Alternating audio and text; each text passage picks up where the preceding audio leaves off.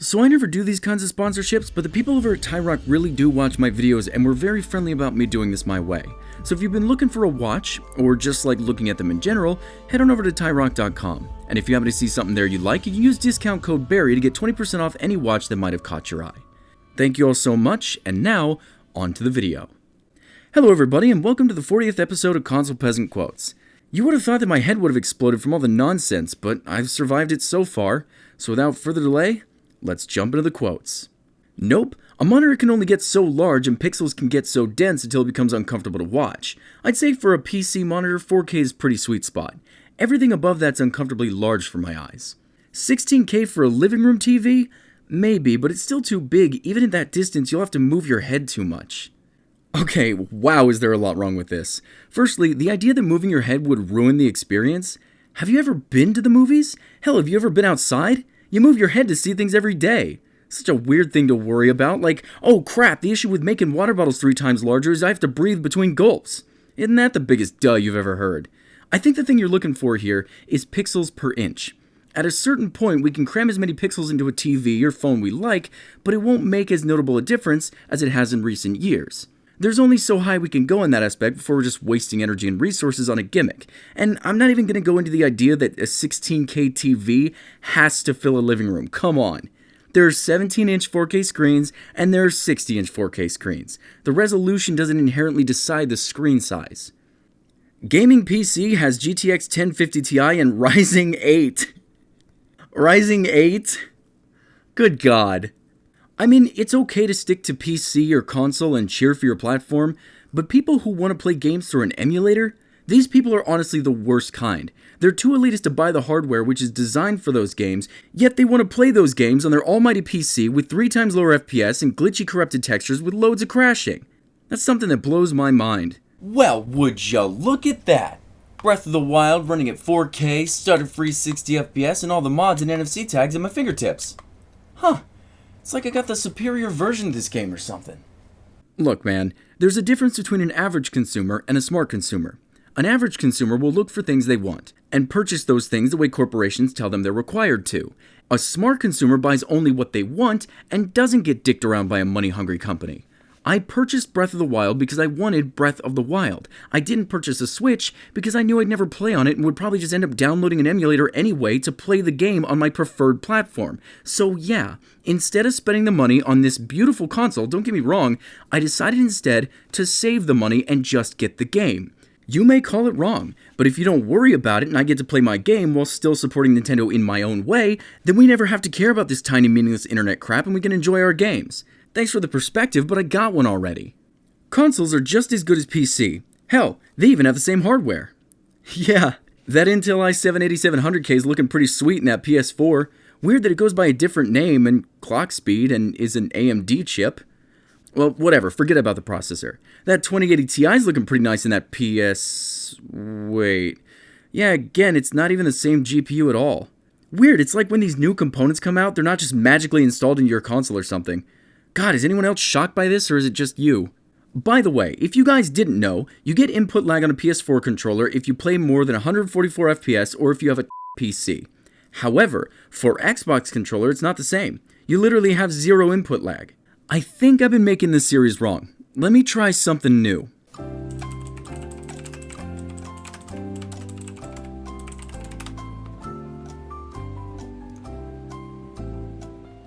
Knowing how to Google is an important skill. Keeps you from saying stupid stuff online. One thing I hate more than whiny fanti consumers is whiny fanti consumers who write articles. Like this one. PC gaming is still way too hard. Step 1. Have an unreasonable amount of disposable income. Step 2. Have an unreasonable amount of time to research, shop around, and assemble parts for your computer. Step 3. Get used to the idea that this is something you're going to have to keep investing time and money in as long as you want to stay at the cutting edge or recommended specification range for new PC games. Yeah, this is going to be a fun article. The computer science of what makes a video card great is very complicated. Oh my god. The botanary science behind what makes a tree so equilaterally interesting is even though I have no proclivitarian ideas to what I'm saying, I can just use big boy words to pretend like I do. And chloroplasm. I could have saved a significant amount of money bargain hunting, but this was an inconvenience I was happy to avoid for a price. I ordered everything from Amazon because it delivers quickly, allows me to track all the shipments in one place, and because I trust it to take care of me if I got something damaged in transit. Overall, I paid an extra $100 to buy everything from one store. What an idiot. He complains about this? He literally says he made a decision as a consumer that would mean he would spend more money, and then he acts like it wasn't his fault. Look, man, I get the justifications you presented, but you don't go leaving thorns in your roses and then get upset when you get pricked. If we're being honest here, you pricked yourself. This was a self-pricking. Then came the hardest, most nerve-wracking part. Building the damn thing. Please, tell me all about it. The process of physically building a PC is filled with little frustrations like this, and mistakes can be costly and time-consuming. I have big dumb sausage fingers, so mounting the motherboard into the case, screwing in 9 tiny screws to keep them in place, and cramped spaces and weird angles, where dropping the screwdriver can easily break something expensive, it's not what I'd call consumer-friendly. That's why I recommend Apple products to people who aren't tech-savvy. Ooh, truest words I've ever read in my life. Beginning to end, the whole process of building a computer took me almost 5 hours, and I had to make 2 emergency calls to PC Gamers Finland during the process. Once when I couldn't figure out why the case fans weren't spinning, and again when the computer didn't recognize an Ethernet cable. I was literally bleeding from a cut on my hand by the end of it, which my YouTube guide said was common. I bled for this thing. But getting there was a nightmare. It's by far the most difficult product I've ever bought and put together. Really, there's no good way to do this. Oh, good lord, dude. Could you be any more melodramatic? The first time I built a PC, it was tough. I remember telling myself that I'd never build a computer ever again. Here I am years later, and I've built a few thousand. Really, there's no good way to do this. What an ignorant statement. It'd be like someone sitting down with a Rubik's Cube, solving it one time using the internet for help, and then getting so fed up that they deemed the whole ordeal too difficult for anyone to ever be able to enjoy it. And then you have people like me sitting over here looking at you cry like a child online as I dominate the thing. It's hard to put all these PC parts together because they're made by different companies, but there isn't even pressure from consumers to come up with better universal standards that will make the whole experience easier. The fact that building a PC is an arduous process builds a community.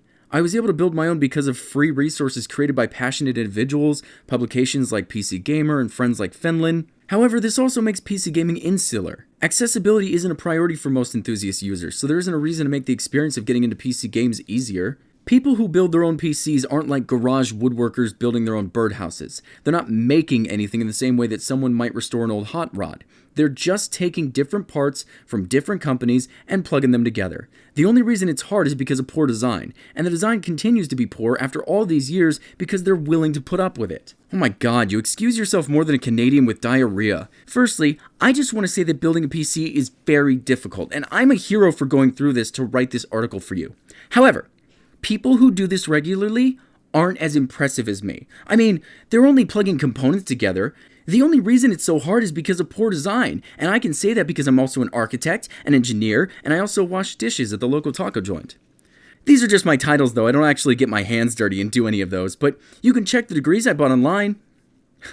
Sorry, I started falling into the role for a second. Sadly, most players will never make the switch because they rightly assume that it's too much of a headache. I can tell you with some authority, it is.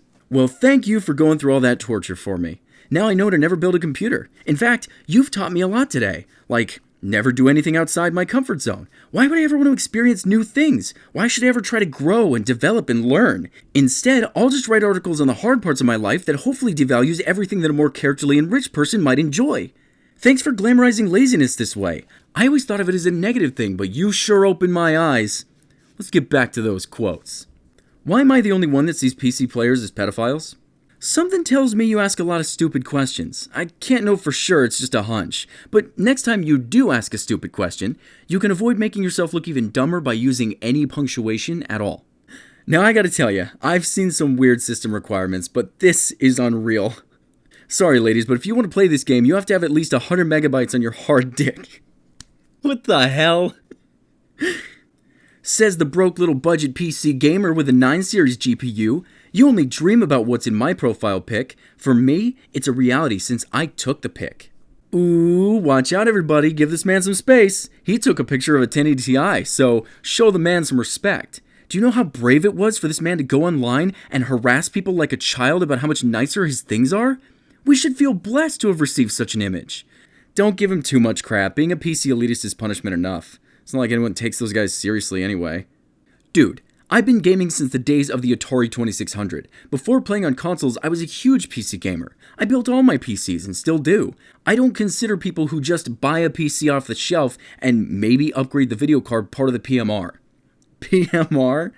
If you don't know what you're putting in your PC and how the components work, I don't consider you part of the PC master race. Knowing your components in your gaming rig is an important part of being part of the PMR. Knowing how to overclock these components to squeeze every last frame rate you can out of them is part of the PMR. Gaming alone on a PC doesn't make you part of the PC master race. So we're going to deal with some elitists today then, huh? Okay, sure, it's important to know what's in your PC and how it's running and yada yada yada, but there are people out there who don't care. Let me give you an example of what it looks like and maybe you'll get it. Say you bought a car. Say someone asks you what's in your car and then tells you that you can't be part of the car daddy master race because you don't know anything about it. You're gonna look at the guy like he's an idiot, now aren't ya? I'll rest my case right there. You need any more help? You gotta go find it somewhere else. Smashed my PC into manageable chunks with a 5-pound hammer and a large screwdriver about 9 years ago. The only person I know IRL who owns a PC is my 70-ish-year-old mother. Everyone else uses a phone, tablet, and console. Truth. I get that YouTube uploaders require a PC for the most part, but the reality is, it's still the minority platform for gaming. It's vastly inconsistent, has 3-decade-old peripherals, and the gaming is frankly, for the most part, dull. Ew. Vomit, or choke on my words at your leisure. Home PC sales continue to dwindle. Clinging to the distant past is asinine. Home PC sales are fluctuating. PC gaming is the most important platform for developers. Evidence, facts, and statistics. Your research was awful. But I liked the colorful vocabulary. Leisure, dwindle, asinine, clinging. I'll give your research a 2, the vocabulary a 10, and your ass a 9. See what I did there? Also, learn your mother's age for God's sake. Do you even care? The true master race doesn't play Fortnite. Sorry, not sorry. What? Obviously you've never been a virgin. I was for the first 19 years of my life. Yeah, that'll teach him. Oh my god. The best possible way to increase frames per second would be to not overload the Wi-Fi network that you're connected to the internet with, or better yet, have a wired connection from your Wi-Fi router to your Xbox via an Ethernet cord. Hope this helped. You anti-helped. Just so you guys know, your Wi-Fi network has nothing to do with your frame rate, and plugging into an Ethernet may give you better internet speeds, but it's not going to boost your FPS. Now, I do have to say that if you have really bad internet, then your games may act similarly to low frame rate, but it's not actually low frame rate. There's just not enough gigarams in the atmosphere. Please, for the love of God, I hope someone takes that last bit seriously. Sorry that we poor b****s can't spend $2,000 on a PC. Oh, it's okay. No need to apologize. The reason PC gaming sucks. You have to wait for Steam to finish the download before you can play. Are you kidding me right now? Look at this. Are you serious? But Xbox One X is worse than PlayStation in every aspect. Microsoft even do deals with companies to make graphics equal for Xbox and PlayStation because they don't like PlayStation's superiority. Besides, it's not about resolution. I actually might be getting dumber as I read these, because for me, it looks like English. It sounds kind of like English, but when I read it out loud, I don't get any substance from it at all. So this guy asks, does contrast ratio and response time really matter? And this guy down here answers, don't even bother to look at the contrast ratio for monitors. It's very hard to actually measure what the contrast ratio of a screen actually is. So those ratings don't really tell you what it is. As for response time, it doesn't really matter at those speeds anyway. The human eye can only notice about 16 milliseconds response time, which is 60 hertz. Oh my god. Why would you even get involved? You obviously know nothing, and yet here you are! And your response got the best answer! A PC owner thinks nothing of spending the price of a PS4 Pro on a new graphics card. And the old card is practically worthless. At least you can get a few quid on eBay for your old PS4 or give it to your kid or little brother. The Pro is like the PS4 but with better frames. Nuff said. Oh my god, how are people this dense? Okay, I'll say it slow for you. When you get a new console, you sell your old console to help you afford the new one. Now, I need you to think here. If you were a PC gamer and you wanted a new graphics card, what might you do with the old card to help you afford the new one? It's not rocket science, it's the same damn thing. You just pretended it was impossible for some reason, which would be odd since I have multiple memories of doing the thing you're telling me I can't do. Frickin' prick. Oh, speaking of pricks, WePC.com? Stop stealing my thumbnails. Thank you. Frickin' pricks. Implying PC gamers can even get girlfriends. Yeah, I've actually noticed a weird pattern since being a PC gamer. Back when I was a console gamer, I had legitimate relationships, but now, every time I invite a girl over, they're so impressed by my PC that they introduce me to all their hot friends, and then we have the most amazing casual fun we could have, which is the only casual thing I do, by the way. I'm a hardcore gamer, damn it. Sometimes I wish my PC didn't make girls desire me so much. Then I could be restricted to one like it was back in the console days.